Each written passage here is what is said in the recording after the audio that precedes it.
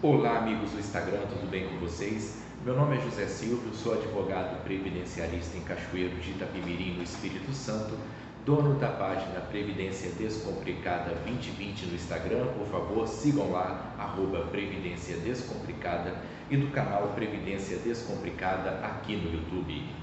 E hoje eu vim aqui conversar com vocês não sobre o direito previdenciário propriamente dito, mas contar um pouco da minha experiência na advocacia previdenciária, né? Ao longo desses mais ou menos 10 anos de militância na advocacia previdenciária, eu tenho 13 anos de advocacia, sendo que desses 13 anos, mais ou menos aí uns 10 anos de militância na advocacia previdenciária. Eu me deparei com uma série de situações que são dificultosas para o advogado previdenciarista, sobretudo na seara administrativa, ok? Mas antes de entrar, de contar aí essas dificuldades, né, eu vou falar para vocês que o advogado previdenciarista ele pode atuar em 3 frentes, ok? O advogado previdenciarista ele pode atuar em 3 frentes. Como assim 3 frentes, Dr. José Silvio?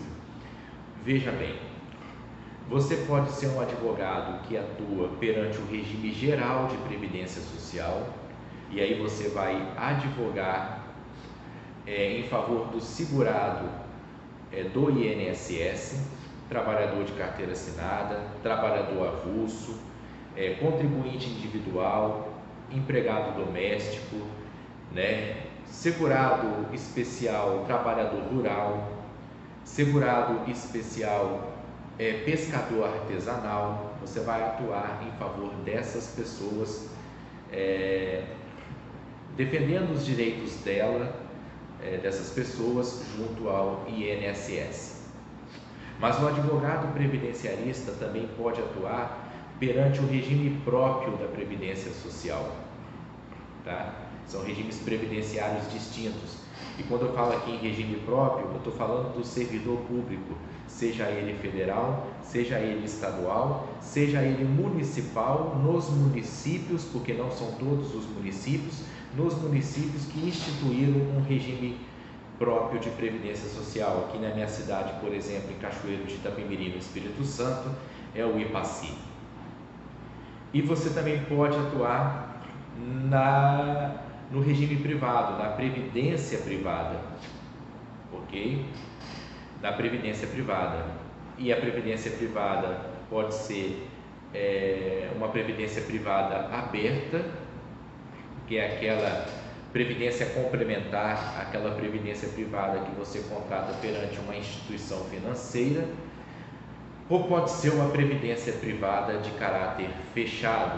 Geralmente, algumas empresas grandes aí têm um programa de previdência complementar, de previdência privada de caráter fechado somente para os seus funcionários, como é o caso da Petrobras. A Petrobras, se eu não me engano, tem essa previdência privada aí de caráter fechado para os seus funcionários. A diferença entre a previdência social, seja ela do regime próprio, seja ela do regime geral, e a previdência privada, é que na previdência privada você não tem a obrigação por lei de pagar a contribuição como é na previdência social, né? Na previdência social, você, a partir do momento em que trabalha e aufere renda, esse é o fato gerador, você é obrigado por lei a contribuir para o INSS ou para o Instituto de Regime Próprio, se você for servidor público, né? E já na previdência privada, a obrigação advém de um contrato e não de lei. Mas eu ia contando que eu sou advogado especialista em direito previdenciário voltado para o regime geral de previdência social, né? Então veja, eu não trabalho com regime próprio de previdência social, eu não trabalho com previdência privada. Toda a minha militância foi perante o INSS, Regime Geral de Previdência Social. E aí, ao longo desse, mais ou menos aí uma década de militância no direito previdenciário, perante o INSS, eu vivi muitas coisas, sobretudo na seara administrativa, onde nós, advogados, encontramos bastante dificuldade e bastante resistência por parte do INSS de conceder o direito do segurado, sobretudo se nós ingressarmos com uma revisão administrativa. Aí, meu amigo, se for uma revisão de benefício administrativa, 99,9% de chances do INSS não conceder essa revisão na seara administrativa e você ter que ingressar no judiciário para garantir o direito do seu cliente, né? Eu acho que na seara administrativa, quando o INSS concede alguma coisa, é somente questão de aposentadorias, né? Ali, vamos por aposentadoria por tempo de contribuição, uma aposentadoria por idade, onde os requisitos estão todos ali bem delineados. Aí o próprio segurado, se ingressar, né, sem um advogado, ele estando com os requisitos todos ali bem configurados, ele consegue sim se aposentar na seara administrativa. Ele só vai precisar de um advogado se tiver alguma divergência de documentos, alguma situação em que ele sozinho não consiga pedir, e muito provavelmente o advogado, fazendo o pedido administrativo, se houver divergências de documentos, por exemplo, uma divergência na contagem de tempo de contribuição, né? Enfim, está faltando algum tempo ali que está na carteira de trabalho, mas não está computado no CNIS, muito dificilmente ele vai conseguir isso de forma administrativa e vai ter que ir para o judiciário, né? Também aposentadoria por invalidez, auxílio-doença, muito dificilmente se consegue de forma administrativa, né? O auxílio-doença até você consegue sim de forma administrativa, mas a aposentadoria por invalidez é praticamente impossível, tem que ir para o Poder Judiciário. Quer ver uma aposentadoria que o INSS não concedia de forma administrativa, mas nem por um decreto, nem a pau? Isso eu estou falando antes da reforma previdenciária, essa aposentadoria, a aposentadoria especial. Agora, após a reforma da Previdência, eu não sei como que vai ficar isso, mas antes da reforma previdenciária, a aposentadoria especial era, eu digo era, do verbo passado, era, não é mais. Agora, antes a aposentadoria especial era a aposentadoria mais vantajosa que o segurado da Previdência Social poderia obter. Por que era mais vantajosa? Veja bem, porque não se aplicava o fator previdenciário, ele recebia 100% do salário de benefício, porque ele se aposentava com um tempo de contribuição menor, dependendo da exposição do agente nocivo, em 15, 20 ou 25 anos de exposição ao agente nocivo.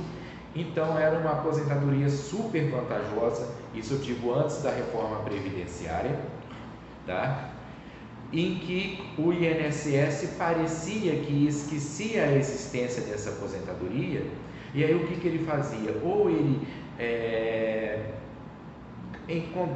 encontrava dificuldade, ou ele gerava uma dificuldade para o segurado, no sentido de que a documentação ali estava incompleta, fazia várias exigências de documentação, como por exemplo juntada de PPP, de LTCAT, de PPRA,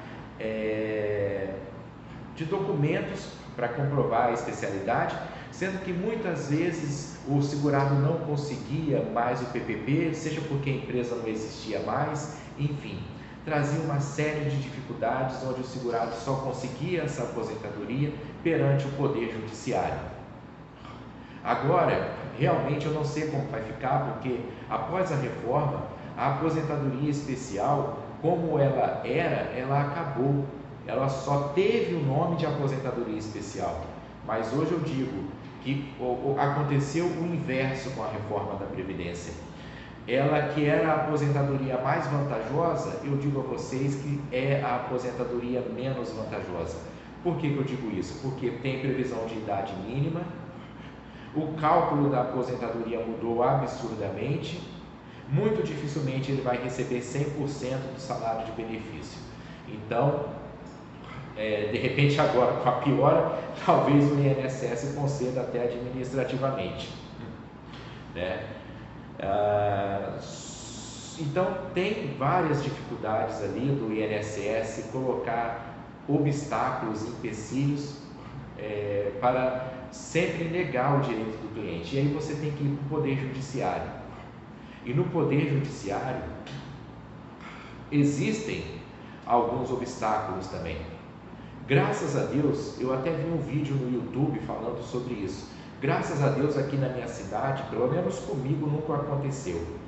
Eu sou de Cachoeiro de Itapemirim. Se você é algum advogado aí de Cachoeiro de Itapemirim que atua na seara previdenciária, se aconteceu com você, me conte, porque comigo nunca aconteceu.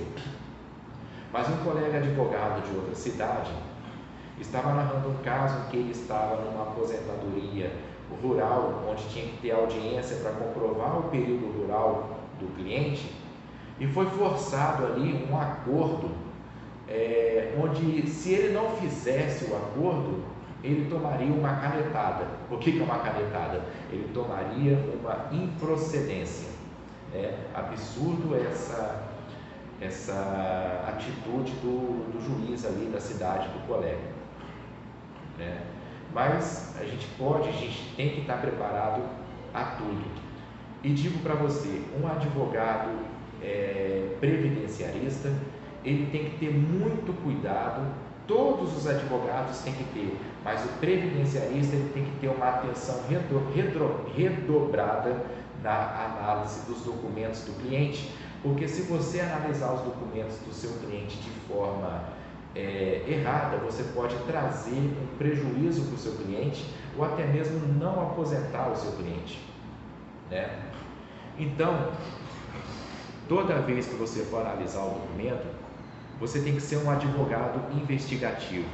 Você tem que perguntar se o seu cliente teve período rural, se ele trabalhou na roça. Tem que perguntar se o seu cliente ele recebeu auxílio-doença, E aí o auxílio-doença, por que tem que perguntar isso? Porque se for auxílio-doença acidentário, vai contar como carência e tempo de contribuição. Se for auxílio-doença previdenciário, de forma alternada, também conta. Você tem que perguntar se o seu cliente trabalhou como menor aprendiz, vai ter que investigar toda a vida do seu cliente, porque dali você pode encontrar tempos de contribuição para somar, E aí talvez você ache a aposentadoria do seu cliente, Você tem que analisar toda a carteira de trabalho e confrontar com o CNIS, ok? Porque muitas vezes pode haver anotações na CTPS, na carteira de trabalho, em que não estão ali registradas no CNIS, no Cadastro Nacional de Informações Sociais. E se não está registrado no CNIS, o INSS não vai contar o tempo da carteira de trabalho para fins de carência e tempo de contribuição. E aí, você demonstrando a anotação da carteira de trabalho perante o Poder Judiciário, você consegue suprir essa falta. Então tem que analisar, confrontar CNIS, confrontar CTPS, confrontar se ele for trabalhador autônomo, contribuinte individual, os carnês de pagamento autônomo, tem que confrontar com o CNIS, enfim. E nas revisões previdenciárias, o advogado previdenciarista, ele tem que ser bom de cálculo previdenciário. Eu sei que nossa a área de humanas, a gente não é muito chegado ali a conta matemática, a área de exatas, mas tem que ser bom de cálculo previdenciário. E por fim, sobre o planejamento previdenciário. O planejamento previdenciário do seu cliente tem que ser muito bem feito, muito bem estudado, ok? Para que você não traga prejuízos ao seu cliente, né? Você tem que verificar se o seu cliente tem direito, nós estamos aí, houve a reforma da Previdência, se ele tem direito adquirido a se aposentar nos moldes anteriores à reforma da Previdência, né? Muitas vezes não quer dizer que ele deva se aposentar naqueles moldes. Você tem que verificar se ele tem direito ali à regra de transição e, se ele tiver, se ela for mais vantajosa, optar pela regra de transição, ok? E além disso, no planejamento previdenciário, eu já vi muitos colegas falarem: ora, se o seu benefício vai ser na base de um salário mínimo mesmo, então não adianta contribuir acima do salário mínimo. Tome muito cuidado com isso, porque você pode trazer um prejuízo para o seu cliente, um prejuízo de caráter tributário, tendo em vista que a contribuição previdenciária ela é uma contribuição de caráter tributário. Imagine um caso em que a pessoa ganha 5 mil por mês e contribui sobre o salário mínimo. O leão, a Receita Federal, vai cruzar essas informações e pode pedir que o comprimento, que a contribuição previdenciária seja sobre a base de 5 mil reais e não de um salário mínimo, e olha o prejuízo para o seu cliente. Ok, galera, era isso que eu queria falar para vocês. Se vocês gostaram do vídeo, por favor, deixe o seu like, se inscrevam no canal, ative o sininho para as notificações. Muito obrigado mesmo pela atenção de vocês que ficaram até aqui ao final. Até logo, vazei, fui e tchau!